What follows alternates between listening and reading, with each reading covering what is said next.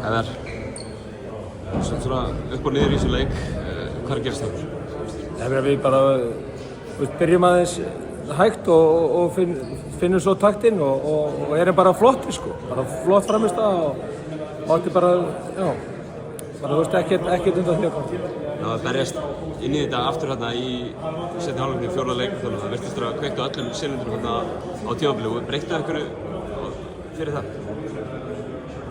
Já, ég meina við, þú veist, héldum bara áfram að sækja það og þú veist, við erum bara búin að vita það nú í þessum þremur leikjum að við höfum að, þú veist, aðeins hitt illa þegar við förum að setja þrista, við erum að opna okkur galopinskot og við erum að spila vel, við erum að spila vel varnarlega og já, þú veist, við þurfum bara að halda því áfram, við veist bara framistæðan góð á báðum endum, þú veist, ef þú horfir heilt yfir leikinn, auðvitað gengur þetta aðeins upp og niður eins og öllum körfuboltaleikjum.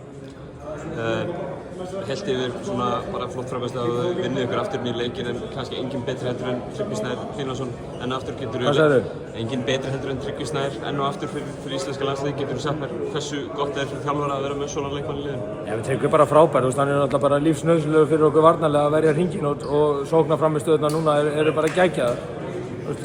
Hann er að gefa okkur óbúslega mikið á báðum endum og svo bara, já, við höfum bara verið að nýta það líka betur og betur sko.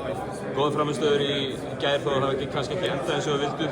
Fín frammistöð endur lók þessa leiks. Þetta er eitthvað til að byggja á fyrir liðið fyrir framhaldið. Já, klálega. Þú veist, ég meina við erum bara konir yfir í þessum leik og við erum bara konir með öll tök á þessum leik. Þegar að, þú veist, dómarnir, þú veist, þeir taka þetta bara á. Þetta er bara fucking vanvirðing við Ísland. Hvernig dómgæsla væri þetta?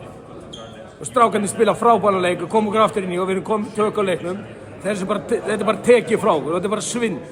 Þú sést ekki hluti sem þú átt að spá í þegar þú spáir í? Æ, þú veist, þegar Jordan Lloyd sparkar bara út fætinum, þegar Lasinski bara floppar og Elvar og það eru, þú veist, þeir skoða þetta. Þeir reyna að finna allt til þess að finna mót. En við munum bara fara í síðustu 2 leikina og finna leiðir til þess að vinna andstæðingan og það allt sem á móti blæs í. Kæra þakkir og gangi ykkur vel með framhaldið.